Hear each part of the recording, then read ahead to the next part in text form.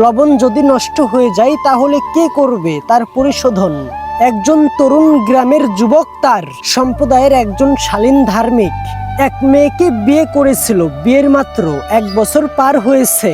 হঠাৎ একদিন ঘনিষ্ঠ আত্মীয়র সঙ্গে তীব্র ঝগড়ায় জড়িয়ে পড়ল। তিনি রাগের বশে ওই আত্মীয়কে মারধর করে ফেললেন।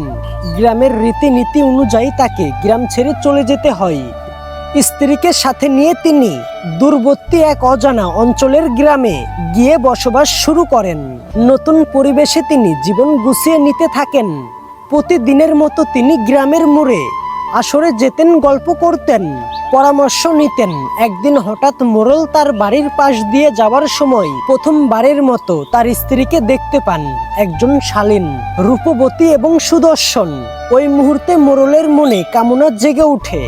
লালসার শিকারে পরিণত হয়ে এক অদ্ভুত পরিকল্পনা আঁটেন কিভাবে যুবককে কিছুদিনের জন্য দূরে পাঠানো যায় এবং সেই ফাঁকে সুযোগ বুঝে কিভাবে তার স্ত্রীকে নিজের করে নেওয়া যায়। কয়েকদিন পরে আসরে মোড়ল এক আলোচনা তুললেন। শুনেছি এক জায়গায় দারুণ চারণভূমি আছে, কিছু লোক পাঠিয়ে যাচাই করতে চাই। তিনি 4 জন লোক বাছাই করলেন, যার মধ্যে যুবকও ছিলেন। কয়েকদিনের যাত্রা নির্ধারিত হলো আর তারা রওনা দিল। রাতে মোড়ল চুপি চুপি করে যুবকের বাড়ির দিকে এগোতেন। অন্ধকারে দেওয়ালে ধাক্কা খেয়ে শব্দ করে ফেলেন। স্ত্রীর ঘুম ভেঙে যায়। ভয় পেয়ে তিনি জিজ্ঞাসা করলেন, কে ওখানে? মোড়ল নিজের পরিচয় দিলেন।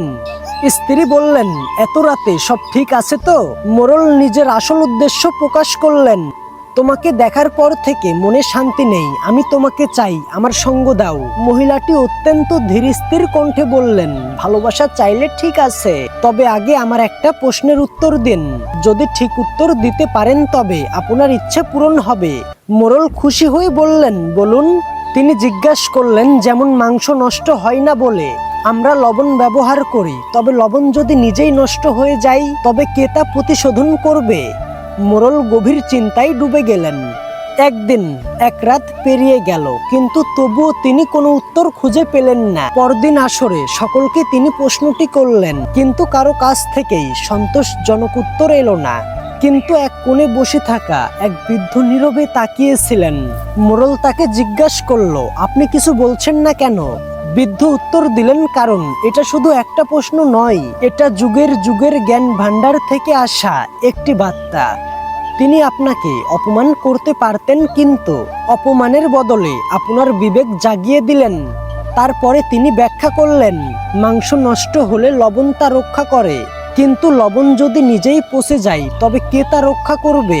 অর্থাৎ সাধারণ মানুষ ভুল করলে নেতারা তাদেরকে সঠিক পথে ফেরায়, কিন্তু নেতা যদি নিজেই বিপদগামী হয় তবে কে জাতিকে রক্ষা করবে?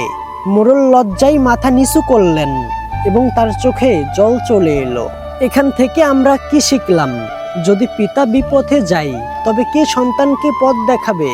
যদি শিক্ষক পথ হারায় তবে কে শিক্ষার আলো ছড়াবে? আর যদি নেতা পথভ্রষ্ট হয় তবে কে জাতিকে রক্ষা করবে? জ্ঞানীদের সঙ্গ গ্রহণ করো, মূর্খদের সঙ্গ কেবল হৃদয় নষ্ট করে না, পুরো প্রজন্মকেও ধ্বংস করে দেয়।